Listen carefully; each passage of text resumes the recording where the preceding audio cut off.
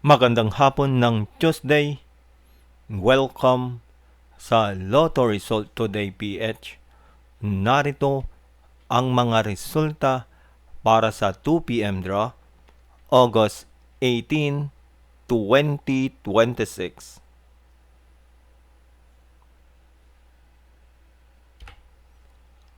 Para sa resulta ng 2D Lotto, 14 at 28.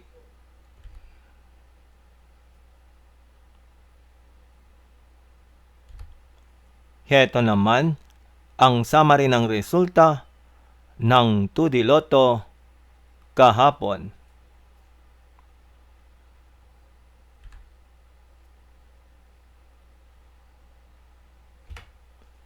Para sa resulta ng 3D Lotto, 2, 7 at 7.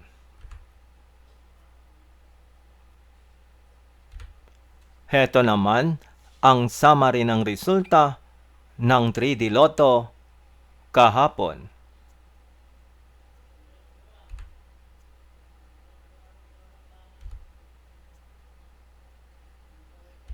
At yan ang mga resulta ngayong 2 p.m. draw ng Tuesday. Para lagi kang updated sa mga Lotto draw result, mag-like and subscribe. Maraming salamat sa panonood.